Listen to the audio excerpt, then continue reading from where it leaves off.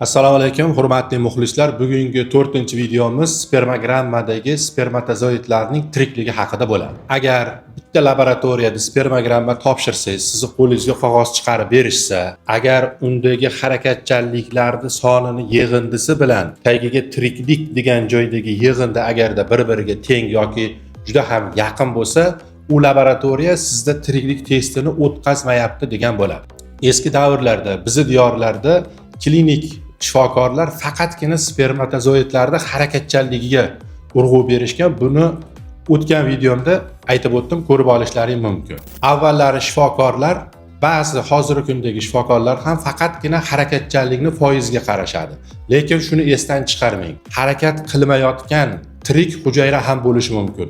Buni faqatgina tiriklik testi orqali aniqlanadi. Har doim videolarimda urg'u berayotgan o'sha Butun dunyo sog'liqni saqlash tashkilotining 2021-yilgi standartiga ko'ra spermatozoidlarning tirikligi ko'rsatkichi 54% dan kam bo'lmasligi kerak. Tiriklik testi laboratoriya sharoitida ikkita usulda aniqlanadi. Birinchisi bu iozin va nigrazilli test va host test deyiladi. Iozilli testda tirik spermatozoidlarning membranasi osmosda hisobiga bo'yoqni o'z ichiga olmaydi. O'liklari esa bo'yoqni o'zida tarqatganligi uchun mikroskop ostida pushti rangda ko'rinadi.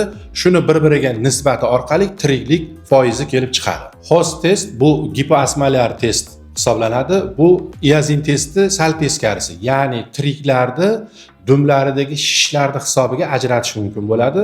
Bu ayniqsa eko amaliyotida XI uchun shu tirik spermatozoiddan foydalanish imkoniyatini beradi. 2021-yilgi standartga ko'ra har bir spermogrammada tiriklik testi o'tkazilishi shart. Ayniqsa umumiy harakatchanlik 40% dan bo'lsa, yana ham ahamiyatliroq bo'ladi. Buni ikkita holatni bir-biridan ajratish uchun juda ham kerakli test hisoblanadi. Buni bittasi nekrozospermiya, ya'ni spermatozoidlarning hammasi o'lik degani.